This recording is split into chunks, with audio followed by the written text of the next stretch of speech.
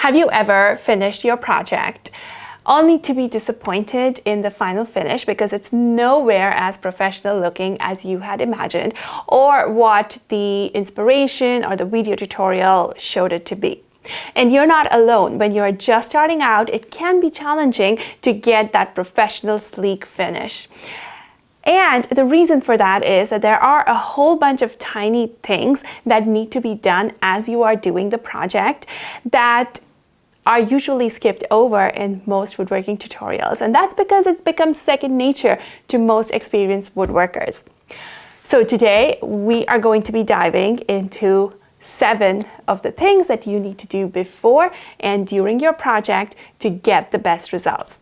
But before we dive in, this video is sponsored by an agency who creates custom-made prescription skincare. And if you are new here, I am Annika and I am here to demystify DIY and inspire and empower you to be able to build all the amazing projects. Let's dive in. So the very first thing you want to do, even before you start building your project, is to make sure that your saws are aligned. So no matter what saw you're using, a miter saw, table saw, circular saw, jigsaw, bandsaw, you want to make sure that you check all of the alignments. And this is important because you want to make sure that the dimension or the angle that you are cutting on the board is the true correct, accurate cut or the true angle. More often than not, if you make a cut and you find that your corners aren't really as tight as they should be, or your boards are ending up not square, the reason for that can be misaligned saws. So accuracy is definitely one thing where you really need to make sure that the saws are aligned. But another reason is the fact that just by making sure that the saw is aligned, you are going to get much better quality of cuts, and this means less wastage, less frustration for you. But most importantly, making sure that your saw is aligned has a huge impact on safety as well. So if a saw is aligned, you are not pinching the blade and you're not getting kickback, and you will be able to use the saw in a much safer manner. I do have a detailed video on how to align a miter saw, as well as I talk about alignment in my table saw as well as circular saw videos, and I will add a link to all of those in the description below. And one more reason why you want to make sure you align the saws is because it affects the longevity of your tool, because you're not adding any undue stresses on the motor or the blade, and your saw will remain functional for a long time to come. So usually before I start a project, I will do a quick check to make sure that everything in my saw is well aligned, and if it's not, I make all the adjustments that are needed so that when I make my cuts, I'm getting good, accurate cuts. So the next thing has to do with the boards that you pick for your project. Obviously, you're going to pick a board that is flat and straight and doesn't have a lot of major defects.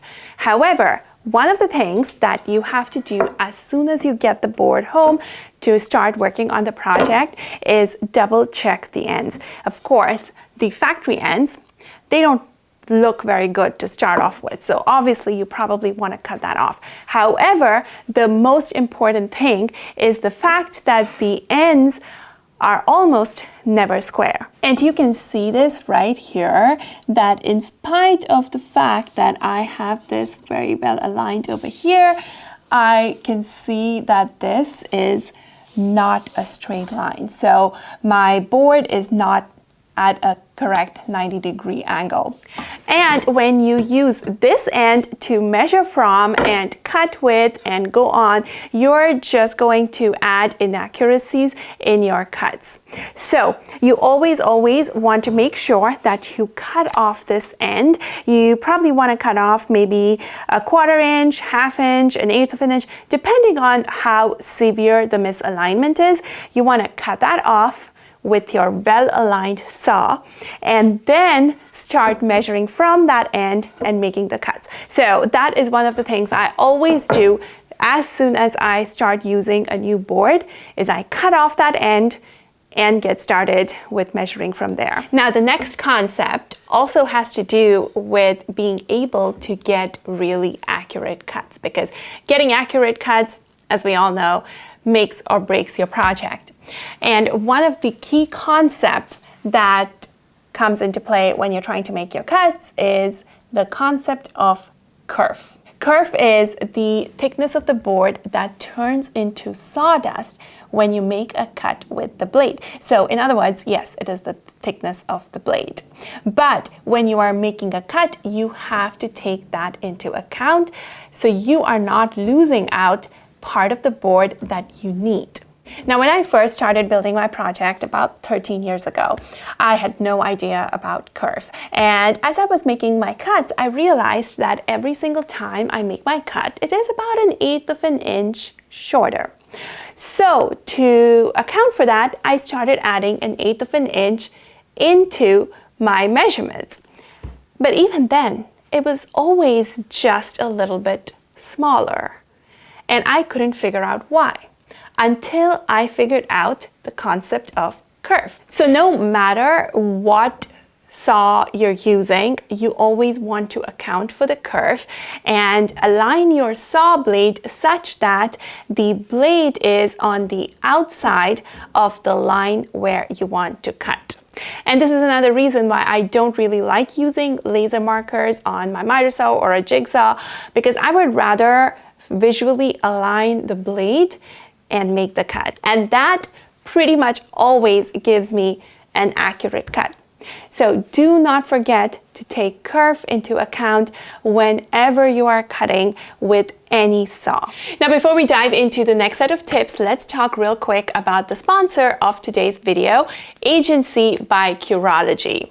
I have never really been much of a skincare fanatic. All I've ever done is cleanse and moisturize and sunscreen. Spending time in the workshop is extremely rewarding.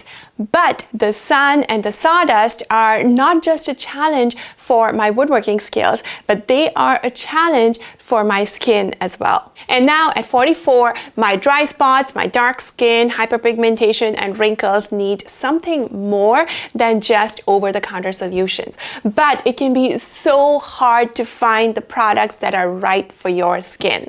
If only there was a licensed dermatology provider to advise you. That's when I found Agency.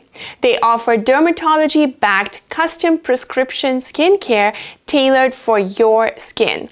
Let's walk through how easy it is to get started. First, I filled out a simple quiz about my skin concerns and also uploaded pictures of various angles of my face. You can get started with a free trial. You just need to pay shipping and handling. In no time, my personalized box from Agency had arrived. Now let's take a look at what is inside. Each product is designed for my skin's unique needs. From the cream oil cleanser, the eye formula, dark spot formula, future formula, to the weightless whipped moisturizer, every item is formulated by licensed dermatology providers. Applying these as directed is just like all the steps that you need to take to make sure you get a good professional finish on your projects. Each step is an important part of the process. And just like I protect all of my projects with a finish, these protect and rejuvenate my skin. I am excited to see how these products help my skin in the next few weeks. You can visit the Agency website and take your quiz and get started on the journey today. The link is in the description. Now, let's get back to the next woodworking tip that's going to make a huge difference. Now, tip number 4 also has to do with cutting boards, but we are going to talk about when to cut the boards. Now, normally when you get a woodworking plan, it has this cut list, and it can be really, really tempting to just go ahead and make all of the cuts and then get to building, because really, honestly speaking, that is the most efficient way of doing things, because you already have your saw set up, so you might as well knock out all of the cuts so you don't have to come back and set it up again. However, I do not recommend making all of the cuts at once. I recommend breaking down the project into phases. So you do one phase of the project, get that assembled, and then make the cuts for the next phase. Because once you build the first phase, you want to make sure you double check all the measurements and make sure that you know exactly the cuts that you need to make for this second set of boards. For example, when I built this planter, I built this box first, and then I took the measurements of this box to make sure that I could account for any variations that happened over here and cut my boards accordingly so that this is a nice tight fit. Not too tight, not too loose. It fits perfectly. So you always want to review your project plan and divide it up into different phases and make the cuts for each phase as you go. Next up is everyone's favorite, sanding. Now you always want to sand your boards before you start assembling your project. So once you make your cuts for the phase of the project that you're working on, you want to make sure that you sand your boards down to 150 grit or 220 grit, depending on if you are painting or staining. And then you start assembling the project. Now I know you might think, why would I want to sand a board? Because it might just be hidden in my project. And that is fine. So one of the things that I normally do is if I know for sure a board is completely going to be hidden on the bottom of a project or something, I will mark it and I will have to keep track of it as I am assembling, because I don't want to assemble that backwards by accident and then it ends up being visible. So you can make sure to mark it and keep track of it, or you can simply sand it down and then not have to worry about keeping track of it. But you definitely want to sand down the boards that are going to be visible, or you can sand down almost all of the boards before you start assembling, because once you assemble a project, it can be really hard to go into all the nooks and crannies and get that well sanded finish, because sanding directly impacts the final look and finish of your project. Now you may not see the imperfections right now as you are sanding it or building with it, but once you start applying stain or paint, those imperfections become more exaggerated and more visible. So definitely you want to start sanding before you assemble the projects. Now usually I will sand down my boards to 150 grit if I am going to be painting it, or 220 grit if I'm going to be sanding it. And then once it's all assembled, I will go over the entire project with a 220 grit hand sanding block to just take care of some imperfections or roughness, etc. Now tip number 6 still has to do with sanding, and it has to do with sanding the boards the right way. And this encompasses a bunch of things. Number 1, anytime you are sanding, you want to make sure that you let the sander do its job and you're not putting any specific forces on it. You just hold it and guide it with your hand and let the sander do its work. If you do apply forces, you're going to end up sanding unevenly and you might not see it just yet, but when you start applying the finish, you will start seeing the problems. But the most important part of sanding is making sure that you are following a specific grit order and not skipping more than 60 grits at a time. And this is extremely important because of the way that the process of sanding works. Now, a wood surface usually has a roughness and it looks like this at the microscopic level. Now, when we are using sandpaper, which has tiny particles attached to it, what you're doing is you're actually creating these kind of peaks and valleys. However, when you use a certain sanding grit, what you're doing is you are turning this into this.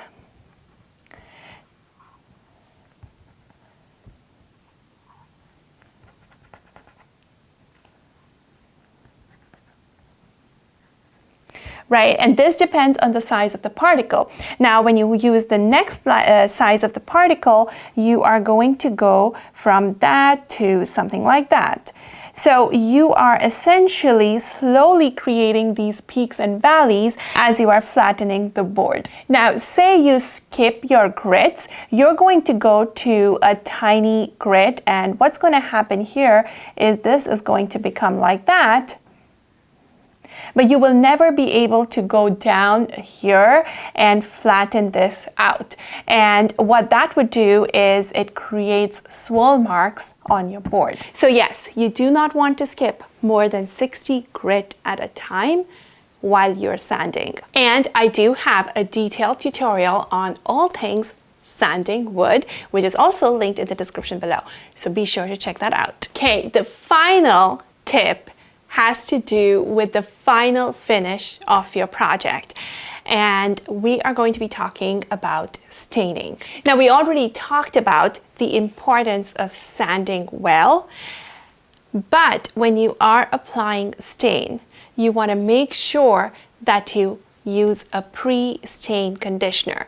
No matter if you are using an oil-based stain or a water-based stain, you always want to use a pre-stain conditioner. Now, I do have a detailed video on all things staining, but the key thing I want to show you is how the board absorbs stain if you do not apply the pre-stain conditioner versus when you apply the pre-stain conditioner.